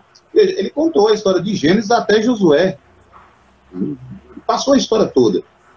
Então ele fez isso por meio de uma poesia, né? No texto, então, não deveria ser surpresa. Agora, o que é que pode acontecer? Alguém dizer assim, veja, isso aqui é uma poesia. Quer dizer, então, Bruno, que as poesias, elas podem contar fatos históricos, mesmo sendo uma linguagem poética. Isso deve dar um nó na cabeça de muitos, talvez, proposicionistas, né? Porque eu estou lendo uma poesia, mas ela não está dissociada da história. Ela não está dissociada do evento. Porque a poesia está contando mais do que simplesmente o tempo cronológico, digamos assim. Né? Isso aconteceu no ano tal, né? Como pode acontecer na narrativa? No mês de Nisan, no ano do rei, fulano de tal. Aí não precisa. Né? A poesia, ela atinge um outro... Assim, ela quer atingir o mesmo alvo, digamos assim, contar a mesma história, mas tendo uma outra função, provocar em nós aquilo que eu citei na literatura do Hugo Blair, né? Provocar em nós emoções, né? Caramba, que Deus é esse mesmo? Tá? Porque quando o autor quer provocar uma emoção, ele não vai contar só uma narrativa, ele vai contar uma poesia também. Então, a poesia é o tipo, né? É o segundo tipo mais predominante na Bíblia, né? Tanto no Antigo quanto no Novo Testamento. Quem não sabe que Efésios, capítulo 1, do verso 3 ao 14, é um poema. Né? Tem refrão, né? Lembra lá? Sim, né? sim, para o louvor da sua glória, para o louvor da sua glória. Está dividido. Né? Quem pega, por exemplo, 1 Timóteo 3,16, né? Sem dúvida grande é o mistério da piedade. É um cântico. Né? Ou Apocalipse capítulo 5, capítulo 15, né? O cântico de Moisés. Né? Então, quando as pessoas não percebem isso, né? Por exemplo, pensa que poesia só tem nos Salmos. E as poesias contadas em Gênesis, ou contadas nos profetas? Então, se o leitor não percebe isso também, né, e o poeta, né, pode ver, Davi, ele sabe escrever narrativas, né, e ele sabe escrever poemas. Depende do que ele quer atingir, qual é a função, né, qual é o alvo. Né? Se ele quer provocar, nos dar uma informação, se ele quer provocar emoção. Né? Depende se ele estava com a harpa na mão ou não, né? Se ele estava com a harpa ou com a pena. Né? Então, assim, as pessoas não percebem que alguns livros da Bíblia, inclusive, fora do Saltério, né, ou Provérbios, são poéticos. Naum, capítulo 1. É uma poesia. Num livro profético. Então, a oração de Jonas. Isso. Tanto o capítulo 2, quando ele está no ventre do peixe, né, é uma poesia. Sim. Né? Sim, eu sei que justamente a oração dele no capítulo 2. Isso. Alguns querem ver o livro de Jonas apenas como um conto, né, como uma parábola. São discussões que não nos envolvem nesse momento. Então, na Bíblia, né, o que distingue uma poesia da narrativa, digamos assim, na literatura bíblica, é o uso, por exemplo, o recurso de figura de linguagem. Né? Então, os montes saltam, né? A minha alma fala comigo, eu falo com ela. Né? A minha alma é como uma corça que tem sede. Né? Então, os recursos, né, de linguagem, que eu acho que assim, são os mais básicos, então, para ter uma capacidade para interpretar uma poesia, é óbvio que tem outros elementos. Deve começar, primeiramente, reconhecendo as figuras de linguagens. Né? Existem ritmos e outras coisas, mas passo a bola para você aí. Você falou aí da figura de linguagem, e um exemplo que me veio à mente assim, de imediato é o uso que a Bíblia faz, por exemplo, quando fala das estrelas. Né? Então, eu acho que era John Owen, que dizia que... Owen não, perdão, Jonathan Edwards. Eu li em algum lugar isso. Eu acho que foi no livro do Michael Reeves, aquele Deleitando-se em Cristo. Eu acredito que foi nesse livro onde ele fala que Edwards, ele entendia, né, as estrelas, quando a Bíblia menciona as estrelas, ele diz assim, perceba, Edwards, né? Estou fazendo aqui uma paráfrase, né? Toda vez que a Bíblia usa estrelas, né, quase sempre é para se referir, né, aos exércitos celestiais, aos exércitos de Deus, né? Ou seja, aos eleitos, quando vai falar lá, por exemplo, da multidão, né, das areias da areia do mar e tal. Então eu comecei a ficar pensando sobre essa perspectiva, como que Deus ele representa os eleitos, né, nas estrelas. E até inclusive tem uma passagem das Crônicas de Nárnia em que Edmundo ou Eustáquio, eu não lembro agora, eu acho que é Eustáquio, que chega para um personagem chamado Ramandu e diz assim, no nosso planeta, né, de onde nós viemos, as estrelas elas são apenas grandes bolas de gás inflamável, né? Uhum. E aí Ramandu diz assim, ó, isso é do que elas são compostas e não o que elas são. Quer dizer, elas são muito mais do que isso. Então, por exemplo, por que será que a Bíblia, ela, por exemplo, ela vai usar, né, as estrelas? Será que, de fato, os exércitos celestiais, eles servem, né, para representar algo maior? Assim como, né, quando a gente chega naquela passagem que dá um nó na cabeça de Efésios capítulo 5, quando a gente vai ver Paulo ele dizendo que porque Cristo é o marido da igreja, o homem casa-se com a sua mulher, ou seja, o símbolo, né, e a realidade que ele representa. Nesse caso, o casamento humano ele é um símbolo da realidade maior, que é o casamento de Cristo com a igreja. Então, eu fico pensando, será que quando a gente olha, né, para o salmista falando das estrelas do céu, será que de fato o salmista ele não entende que realmente a estrela, né, Deus ele criou os exércitos celestiais como uma representação dos eleitos dele? Essas coisas me dão um nó na cabeça, porque isso está numa linguagem poética e figurada, e eu fico com a cabeça tem uma passagem no livro de Hebreus que está citando, salvo engano, o Salmo 102, além de outros salmos. Ele diz assim, não são porventura todos eles espíritos ministradores enviados para servir a favor daqueles que hão de herdar a salvação? Quando ele diz que ele faz os seus anjos, né, labareda de fogo, né, e dos seus exércitos. Né? Então, quando nós lemos salmos, né, o Leland de Ryken diz assim, diz algo interessante, diz, nós precisamos ler na poesia pensando em imagens. Os poetas, né, bíblicos, tanto no Antigo quanto no Novo Testamento, eles estão pensando em imagens. Né? O mais básico princípio é esse, que o poeta escreve por imagens.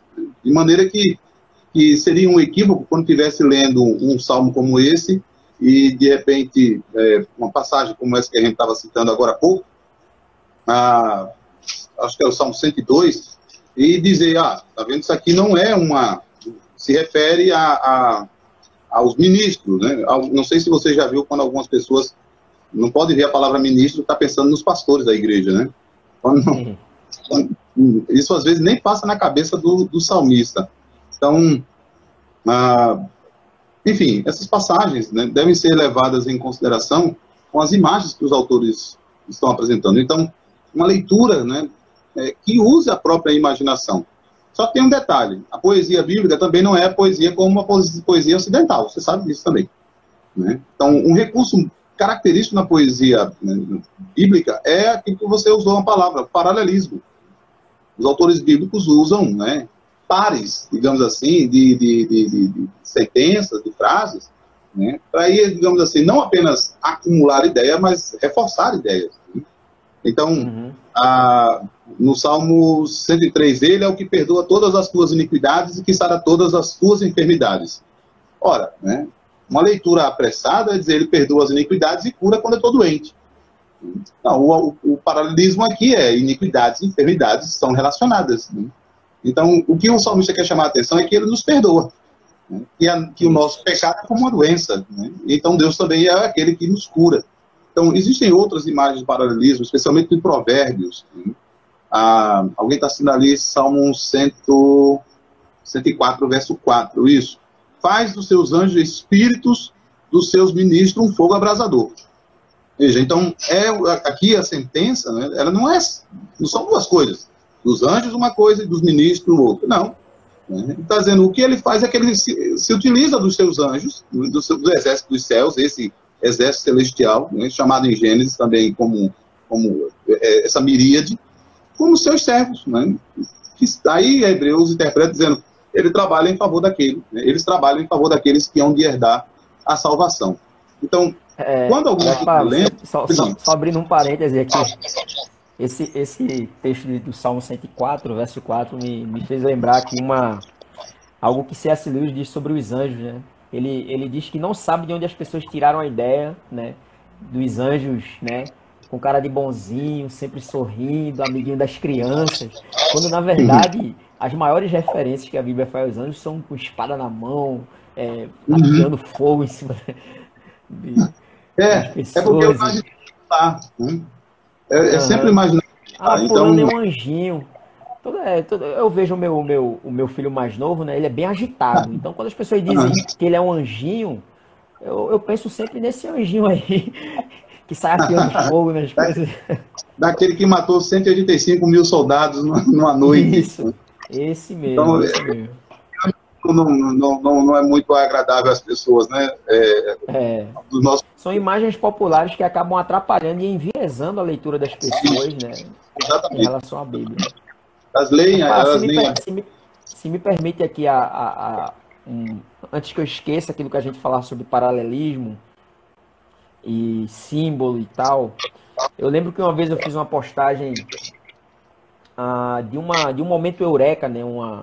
Aquele momento que você lê um texto da Bíblia e, caramba, como eu nunca percebi isso aqui. Que foi aquilo que eu falei sobre o paralelo entre Cristo e Adão e Eva e a igreja, né? Quer dizer, Adão precisa dormir para que Eva apareça, né? Isso. Cristo dorme o sono da morte para que a igreja seja salva, para que a igreja venha à tona. Isso. Eu acho isso fantástico, como e você isso... foi paralelismo, né? Oi? A mulher foi tirada do lado enquanto ele está dormindo, né? Sim, Cristo estava na cruz quando ele foi ferido ao lado de onde jogou a... Né? Ou seja, o apóstolo Paulo, em Atos, capítulo 20, verso 28, diz, olhai por vós mesmos e por todo o rebanho que o Espírito Santo os constituiu bispo para pastoreares a igreja de Deus, que ele comprou com o seu próprio sangue. Eu sei que tem uma variação textual nisso daí, mas que ele comprou com o seu próprio sangue. Então, o paralelismo, ele é realmente, né, Cristo é o último Adão, né? Ele não é, né, o primeiro era sacerdote, profeta e rei, e ele também, né? O primeiro tinha uma esposa, ele também, né? Só que o primeiro não deu a vida por ela, né? Ele a matou. Cristo morreu para poder dar vida à sua esposa. Sim. Então o paralelismo é contínuo. Não é somente o paralelismo histórico aqui, não é só o paralelismo de eventos, de narrativas, mas os paralelismos bíblicos são variados, né? Então, uma dica para os leitores é quando lerem Salmos ou Provérbios, procurem ver onde é que esses paralelismos se encontram, para que assim possam ser aproveitados mais na leitura, né? Você preste atenção nas metáforas, né? Geralmente diz, a minha alma é como a corça, não é que ela é uma corça, o Senhor é como um sol, né? Aí diz, o Senhor é sol e escudo. Nós temos uma figura de linguagem aí, não é? Elipse, né? Tirou, né? Para deixar, né, como o Senhor é sol e escudo, né? Não é o sol, então, né? Diz que ele é, na verdade, desse modo, tem que haver alguma analogia entre o sol, né, da vida que sustenta a vida existente. Então, é uma maneira que as pessoas precisariam compreender também. Existe literatura, eu sempre, como disse, no final eu indico, ou pelo menos depois da nossa live eu passo a bibliografiazinha para isso. Então, uma dica é conhecer os paralelismos, existem diversos tipos, nós não temos tempo para discutir. A imagem poética, né, os autores bíblicos são imagéticos, né? E a disposição afetiva, eles querem alcançar nossas emoções.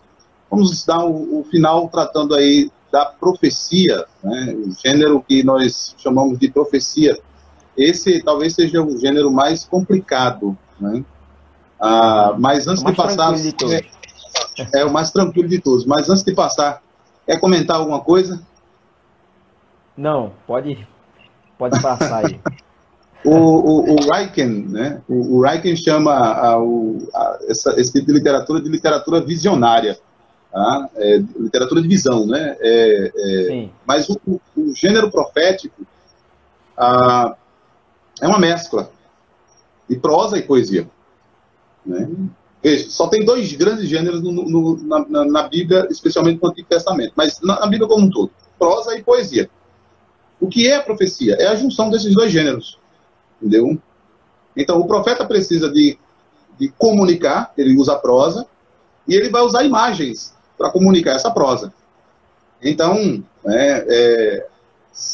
como é que eu vou ler uma profecia? Eu leio considerando esse aspecto, aqui em termos literários, gente, tá bom? Tá certo? Não estou... Bom, a gente pode afirmar, né, que o objetivo primário do profeta não é a predição. A predição é um caráter secundário da profecia. O caráter primário da profecia é a exposição. É o contar as coisas, é o falar as coisas. Então, assim, a função do profeta é mais visto como um pregador. E o pregador deve usar, então, que recursos? O discurso e as imagens, para ilustrar esse discurso. Então, no final das contas, para a gente não se alongar muito, a maneira de compreender uma profecia é reconhecer também a sua forma, o seu conteúdo, tá? E certamente a sua função. Perdendo um desses aspectos, você perde o papel da profecia. Tá? É uma má compreensão de muitos, Bruno, de olhar, por exemplo, a profecia como sempre tendo alguma coisa a dizer sobre o futuro, quando na verdade às vezes é sobre o passado, né, para implicar no presente. É claro que há profecias preditivas, né, e elas são recapitulativas, mas infelizmente muitos perdem esse aspecto da profecia. Outra coisa, Bruno, para você dar um prosseguimento, é que dentro da própria profecia existem outros gêneros. Por exemplo, hinos fúnebres. Uma pessoa, os profetas, quando usam ai de ti, ai de mim, né? Essa expressão, esses ais, né? Eles estão aí, eles não chegam a ser hinos mesmo ainda, mas eles estão encaminhando-se para um hino, porque é uma espécie de lamento. Um ai não é de pena, coitado, né? Quer dizer, olha, eu sou morto, tá? E o que resta é um lamento, um ai é um lamento. Existem parábolas dentro das profecias. Eu gosto muito da parábola da panela em Ezequiel 24, eu amo essa parábola. Ditos de sabedoria, né? Lamentos, diálogos. Mas as profecias, elas estão divididas em duas características: oráculos de julgamento e oráculos de salvação, né? Ou profecias de julgamento e profecias de salvação. Por que eu quero destacar isso? Mas antes de destacar, eu quero te ouvir. Uhum. Esse é o nosso profeta agora. Não entendi o final. Disse, antes de eu destacar essas 2 características da profecia, né, como oráculo de julgamento e de salvação, aí eu queria te ouvir aí também, né, nas suas leituras, o que você tem encontrado o gênero. Então, o caráter da profecia. Oi? Eu sei que ele é um dos mais difíceis. É dificílimo. Mas, por exemplo, o livro de Apocalipse, né? Que talvez seja o livro mais enigmático, né, da Bíblia. Essa é uma opinião de quase toda a cristandade é unânime quanto a isso, né? O próprio Calvino, ele não... Só um parênteses. Acho que é o Kenneth Gentry, ou Gentry, né? Tem um livro a ser publicado aí algum tempo desse, né, por esses tempos, cujo nome é Divórcio de Israel, 2 volumes, uma leitura pós-milenista de Apocalipse. E lá, Bruno, ele tem uma lista, não sei se você... Né, tem uma lista enorme de pessoas que falam sobre a dificuldade com o Apocalipse, né? Sim. Calvino nem se aventurou, né, a escrever o comentário. Mas é curioso quando a gente percebe que Apocalipse, muito dele ecoa Ezequiel, né? Muitas imagens de Apocalipse estão lá em Ezequiel. Que, por seu turno, também é um livro dificílimo, né? Eu até comentei dia desses que Calvino morreu enquanto estava comentando Ezequiel. Olha só. João Ferreira de Almeida morreu enquanto estava traduzindo Ezequiel. É bom vocês terem cuidado, né? O pessoal ter cuidado aí que tá vendo a live.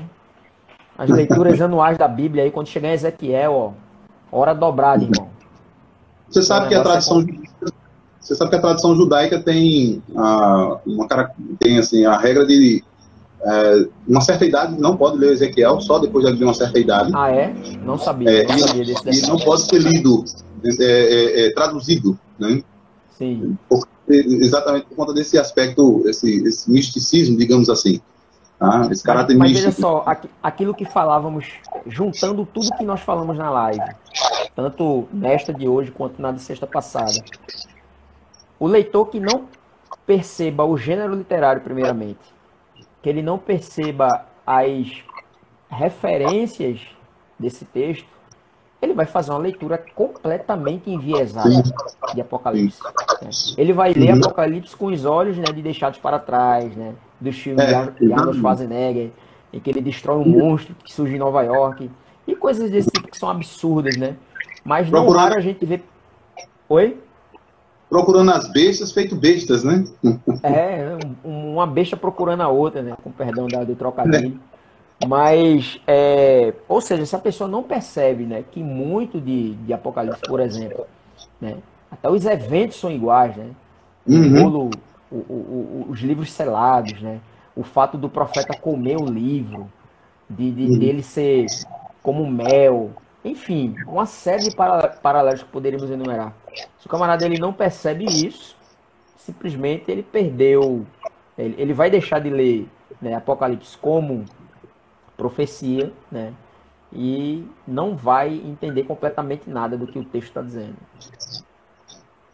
O Sabino já está tirando onda ali. Eu ia indicar os livros da Mulher Gil, mas não vou indicar mais não, viu, Sabino? Depois dessa piada. Bom, dentro do gênero profético, eu falei dos dois, oráculo de salvação e oráculo de juízo. Obviamente, não temos tempo para esmiuçar cada um deles, mas são funções diferentes. São funções diferentes. O oráculo de salvação, ele promove salvação. O oráculo de juízo, ele não promove salvação. Então, é óbvio que tem características para se reconhecer e eu vou indicar na literatura, mas apenas para que quando o leitor estiver lendo um livro profético, ele entenda que existem diferenças entre eles, entre esses gêneros. O último, o último gênero da profecia é a apocalíptica. Então, assim, uma recomendação que eu dou para os que querem ler o livro de Apocalipse é saber que ele é prosa e poesia. Então, se ele é prosa, ele conta uma história. E ele conta a história por meio de imagens. Tá? É o último dos gêneros proféticos, como se diz. Então, assim, na verdade, você precisa ter consciência de que o próprio livro de Apocalipse, ele se interpreta. Veja, se ele é uma história, ele tem um personagem. O personagem é Cristo, está sendo citado lá, né? Ele é o Cordeiro, o Senhor dos Senhores, ele é o herói. Né? Há uma história, ela começa, né, ainda que possa alguns terem dificuldades com as recapitulações, mas ela tem um começo e ela tem um fim, terminando lá no capítulo 22, né, com o estado eterno. Ela tem um enredo, né? Então eu compreendo ele. As imagens são usadas para descrever momentos históricos. Então, como a gente leu o Salmo aqui, cheio de imagens para se referir, como você falou de Débora, eu citei os outros salmos, para se referir a eventos do passado, né, eventos históricos, Apocalipse também faz a mesma coisa, entendeu? Então, ele usa imagens para descrever eventos. Então, você citou, por exemplo, o Apocalipse capítulo 12. Lê aquela história tendo lido o livro de Mateus, o Evangelho de Mateus, você vai compreender aquela história. Né? A mulher que estava grávida, que foge para o deserto, o dragão que quer devorar. Ora, ele usa o dragão para se referir a Satanás né? Mas lá naquela história era Herodes que estava perseguindo a Cristo. Sim, então, por trás de Herodes havia a antiga serpente, né? Óbvio que a gente teria que ter uma live só para falar sobre literatura apocalíptica, mas eu acho que essas orientações ajudam bastante. E por fim, né, assim, na bibliografia vai ter muito mais. Por fim, vamos tratar um pouco sobre figura de linguagem, depois, sim, acho que não tomar muito mais tempo, porque a gente já vai para 2 horas de live, né? Esse negócio de fazer live tá sempre 1h30, 2 horas, 1h30, 2 horas, né? Você tem criança aí também para cuidar. Outra coisa, você é um especialista, né, em figuras de linguagem. Já até apelidaram o seu recurso de figura de linguagem de Galdinar, né? Galdino gaudinando, né? A dos trocadilhos, né? Galdinismo. Galdinismo, né? Vai entrar na Wikipedia, né? Ou no dicionário aí, galdinismo, ato de galdinar, né? Então, como agora há pouco o teólogo Luiz Saião, que é o teólogo das Assembleias de Deus. Mas na Escritura também nós encontramos figuras de linguagem. Eu acho que esse é um ponto, Bruno, né? As pessoas esquecem disso, né? Há uma citação, hoje eu fiz mais citações de cabeça, mas eu queria fazer uma citação logo na abertura do compêndio, né, do dicionário de figuras de linguagem, diz assim: todo idioma tem suas próprias normas gramaticais. Sem dúvida, quando queremos pôr em relevo, né, em destaque o poder de um vocábulo ou a força de uma expressão, temos que deixar de lado o uso comum da linguagem e usar as palavras e expressões de uma forma diferente. É isso que chamamos de figuras de linguagem. Os gregos chamavam de esquemas, né, ou de esquema, né, e os romanos chamavam de figura. Ambos apontavam para a forma, ou o conteúdo, né, o contorno, digamos assim, das figuras. Queria te ouvir, né, já que, como eu disse, você é um especialista em figuras de linguagem, e aí eu vou apontar algumas, apenas como exemplos na Bíblia. A gente poderia... Oi? A gente poderia lembrar aquela que eu falei na live passada, né, do povo de dura cerviz, né, que na verdade é uma referência de fato a um boi com pescoço duro que se recusa a obedecer um comando, né. E novamente eu reitero que substituir essa expressão maravilhosa, né, por aquilo que ela significa, no caso teimosia, tem algumas traduções bíblicas que retiraram essa expressão, povo de dura cerviz, por povo teimoso. Você perde completamente, né, o objetivo do autor em apontar que o povo idólatra ele se torna semelhante àquilo que ele está adorando. No caso, Êxodo capítulo 32, o povo adorando o bezerro de ouro, né? Então, não é à toa que Moisés vai dizer que o povo é como um boi teimoso, né, que se recusa a obedecer a Deus, uma vez que Moisés está comparando o povo exatamente ao bezerro de ouro. E é curioso como isso se reveste assim de uma forma tão dramática e gráfica, quando, por exemplo, Moisés ele vai derreter, né, o bezerro de ouro na água e vai mandar os idólatras beberem. Quer dizer, vocês agora vão se tornar literalmente aquilo que vocês estão adorando. Bebam aí a água, né, o ouro derretido na água, e vejam que gosto tem o ídolo, né? Então, assim, isso aparece de uma forma muito interessante na Bíblia, né? Essa figura de linguagem, como tantas outras que a gente, se fôssemos citar assim uma por uma, né, a gente ia passar, né, até o fim da quarentena comentando sobre isso. Ninguém sabe quando ela termina, só tem previsão, né? Exatamente, né? Eu sempre me preocupo quando, assim, me deparo com alguns textos que hoje, num tempo em que, para a gente mostrar para alguém que a gente está fazendo um gracejo, uma ironia, tem que colocar um kkk, rs ou um desenhozinho, né? Estamos voltando aí, né, ao mundo egípcio, né? Como é que dava o nome? Ideogramas, né? Não, fotografias. Sim. Então, A Bíblia não tem pictografia, ela tem texto, né? E os recursos de linguagem, ironia, por exemplo, admiração, precisam ser reconhecidos na própria leitura. Eu separei alguns exemplos. Por exemplo, eu separei um de eufemismo, um de Antigo e Novo Testamento. No livro de 1 Samuel 18:32, diz assim: então disse o rei a Cuse, vai bem com o jovem como Salomão, vai bem com o jovem como Absalão, e disse Cuse, sejam como aquele jovem, os inimigos do rei, meu senhor, e todos que se levantam contra ti para o mal. Eu acho belíssimo esse eufemismo. Ele está dizendo, vai bem com Salomão, olha, da mesma maneira que os traidores estão contigo, está Absalão. Ele poderia dizer, olha, Absalão está tramando contra ti. Ele diz assim, não, seja com aquele jovem, né, seja com aquele jovem, né, os inimigos do meu rei, seja como aquele jovem, os inimigos do rei, meu senhor, e todos que se levantam contra ti para o mal. Ele, de modo, assim, é um eufemismo, ele abranda a coisa. Vai bem com Absalão, ele poderia ter dito, vai, ele está lá tramando contra o Senhor. Então ele usa um outro recurso, olha, seja com ele, seja como ele, assim, os teus inimigos. Então Davi entende, veja o verso 33, diz assim, então o rei se perturbou, né, e subiu à sala que estava por cima da porta e chorou. E andando dizia assim, meu filho Absalão, ele morreu, quem me dera que eu morrera por ti, Absalão, meu filho. Seja como ele, né? Ele é o traidor. Né? Então, o que acontece com os teus inimigos? Sejam mortos. Aí Davi entendeu a mensagem, disse, rapaz, meu filho morreu. A mesma coisa aparece quando, sobre o Lázaro, né? Lázaro dorme. Aí, disse, poxa, peraí, se ele dorme, está bem. Não. Rapaz, eu estou dizendo que ele está morto. Vocês não entendem o que eu estou dizendo? Então, o eufemismo... Oi? Estão de brincadeira, né? Ontem, eu aqui em casa, falava com o Beto, eu falava uma expressão bíblica, né? Chamada, entrou a cobrir os pés, né? Aí, o que é isso? Atender a própria necessidade fisiológica, né?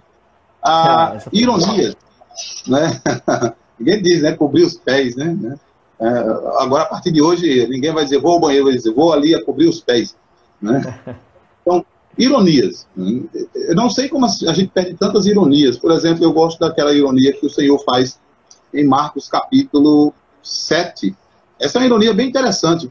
Se perde, não se perde na tradução, capítulo 7, versículo 9, quando o Senhor diz assim para os fariseus, e dizia-lhes, bem invalidais o mandamento de Deus para guardardes a vossa tradição. Veja, bem, né, aqui a palavra bem, né, kalos, né? É como se Cristo estivesse dizendo assim, bonito, hein? Bonito, hein? Vocês invalidam o mandamento de Deus, né? Veja, porque na verdade ele não está dizendo bem invalidais o mandamento de Deus. Né? Não é uma afirmação verdadeira, né? Vocês estão fazendo bem em invalidar o mandamento. Não. Bonito para vocês, hein? Fazendo isso com os mandamentos de Deus. Né? Existem outros que a gente poderia citar, né? Você também, aí Mateus está citando... Existe uma que eu gosto muito, que é o relato da morte de Judas. Se a gente for para os evangelhos, a gente vai descobrir que quem comprou o campo, na verdade, foram os religiosos, né? Eles pegaram aquele dinheiro e compraram o campo. Só que no livro de Atos, né, no capítulo 1, verso 18, vai dizer que foi Judas quem adquiriu o campo com o galardão da iniquidade. Né? E interessante que o comentário de Matthew Henry, por exemplo, ele vai dizer algo no sentido de que isto aqui é uma ironia do texto de Atos, ao dizer que foi Judas quem comprou, quando na verdade não tinha sido ele porque ele já havia... morrido na ocasião, né? Quer dizer, ele, né, traiu Cristo e o dinheiro que ele pensava que ia usar com outra coisa, na verdade, foi usado para isso. Isso. Para a gente encerrar, Bruno, a gente não poderia deixar, né, de lado um aspecto fundamental. Nós somos cristãos e a grande história contada na Bíblia, com todos esses gêneros, é uma história só. Né? É a história de como Deus está em Cristo reconciliando o mundo consigo mesmo. Sim. Então, nós vimos como o nosso Deus é um poeta, né? É um contador de história, excelente contador de história, né? O excelentíssimo contador de história, o excelentíssimo poeta. Né?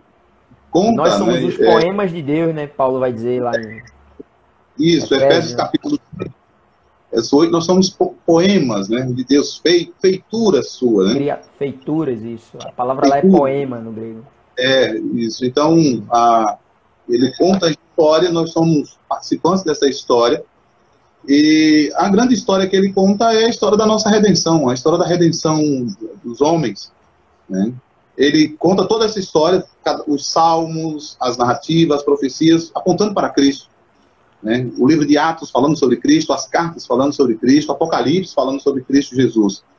Porque Cristo é o centro dessa história, né? Ele é o protagonista, seja contando a narrativa, seja contando, cantando, né? Ou fazendo um lamento, ou uma oração, ou um provérbio. Ele é o protagonista dessa história. Então, os leitores, né, devem entender que o Senhor utilizou esse recurso para contar como está a nos redimir, né? De como Cristo, sendo o último Adão, né, representa, assim como o primeiro nos representou em queda, Cristo representando em redenção, né, nos justificando, sendo ele o nosso rei, né, e salvando um povo para si. Então, assim, uma palavra pastoral, digamos assim, né, é que se encante com a literatura bíblica, né, com os gêneros contidos nas escrituras, mas se encante muito mais com a história que ela está conduzindo, né? Essas histórias estão convergindo para, né, para o principal, para o protagonista, né, o ator principal dessa história. Nós somos cooperadores, então somos coadjuvantes com Deus nessa história, e nós contamos essa história a outros, né, na pregação do Evangelho, no testemunho que damos, enfim, onde nós estivermos. Não é isso? É isso aí. Se o interesse da pessoa pela Bíblia for meramente estético e literário, ela simplesmente não entendeu isso, do que se trata, o que é que está em jogo, na verdade. Exatamente. Né? A gente dá aqui esses dois bate-papos, os recursos para que as pessoas entendam, olhem para a Bíblia com um outro olhar, né? Com outros olhos. Puxa vida! Então, eu posso encontrar aqui uma poesia, uma narrativa, uma ironia, eu posso encontrar um eufemismo, eu posso encontrar, porque é um texto literário. Né? Mas esse texto não é meramente literário. Né? Por trás dele, ou seja, nele, né, também, conta uma grande história. E a pergunta que a gente tem que deixar para os nossos ouvintes é: onde é que eles estão inseridos nessa história? Obviamente eles estão. Mas se eles estão inseridos na história que a redenção alcança eles, ou eles estão fora, né? Se eles estão no primeiro Adão, né, representados no primeiro Adão, ou seja, que morre, onde todos morrem, ou se eles estão representados no segundo Adão, onde podem encontrar vida, né? Se eles podem ser considerados, digamos assim, descendentes de Adão, de uma mulher que traz a vida, mas que estava morta, ou se eles nascem, né, da vida, né? Não é à toa que nós somos chamados de que nós somos filhos da igreja também, né? Ou seja, nós nascemos na igreja, o novo nascimento se dá na igreja, a igreja é a nossa mãe, né? Então, a mãe dos fiéis, a mãe dos fiéis, né? Forma a comunidade dos santos, mas é a mãe dos fiéis. Então, os leitores, os ouvintes, né, procurem, né, na medida em que estão lendo a Escritura, né, pedindo iluminação a Deus para que essa história, a grande história, seja também revelada a eles, e eles, em resposta, já que Deus manifestando essa história, requer uma resposta. A resposta é curvar-se perante o rei, que a história aponta, né, de arrependimento em fé, né, ou seguir a história do homem caído. Né. O fim da história está narrado também. Né. Um dia o Senhor Jesus Cristo voltará e tomará para si os seus, os que o confessaram como Senhor, Salvador, como seu Deus e Salvador, e viveram a vida que Cristo vive por eles. E também ele trará juízo sobre aqueles que continuaram rebeldes, né, ao seu chamado. Então, nossa esperança e nossa oração é para que os ouvintes possam correr para o Senhor Jesus Cristo, reconhecendo-se como pecadores nessa história, né, mas que há um Redentor fiel para esses protagonistas também, esses que participam, coadjuvantes nessa história. É isso? Amém. É isso aí. Bom, Bruno, obrigado. Eu acho que a única pergunta, nós tivemos aí muitas, né, assim, alguns comentários, mas as perguntas, acho que, exceto por uma do Edivaldo, que é mais uma espécie de sei lá, né, e como ler as peças de Nelson esperando algo, né, enfim. Leia aí com Nelson Rodrigues, que vocês peçam ao Bruno. Ele vai ensinar como ler Nelson Rodrigues, né? Eu só sei ensinar como ler a Bíblia. Então, também sei ensinar como ler textos teológicos e filosóficos, mas nessa live, nosso foco aqui é na leitura da Bíblia. Então, Bruno, muito obrigado. Né? Deus te conceda rápida recuperação. Né? Obrigado também aos participantes conosco, aí que ficaram conosco até essa hora. Né? Logo mais a gente vai colocar essa live, né, no YouTube, a bibliografia que eu produzo, né, e indico, tá bom? Ela vai ficar salva no Instagram. Pedindo aí o apoio para que vão lá ao canal Teologia Reformata, né? Teologia com TH. Né? Eu sempre brinco dizendo que reformado gosta de latim. Né? Então, vão lá no canal, né, se inscrevam, assinem, clicando lá no sininho para receber aí, inclusive quando esse vídeo for postado, tá bom? E assim, dê essa força para que o mais novo youtuber, como diz o Bruno, né? Já tá falando como youtuber, cara. Você já tá, né, usando todo o linguajar youtubístico. É rápido, né, rapaz, esse negócio? É rápido, é um negócio que colou na mente, já era. É sinal de que para ser YouTube não precisa de muita coisa, né? Né? Agora, para fazer vídeos, sim, aí precisa de muita coisa. Então, obrigado. Deus abençoe. Fiquem na paz. Até a próxima. Valeu, pessoal. Bruno, até mais. Pessoal, tá bom? Muito obrigado por tudo. Fiquem na paz. Valeu.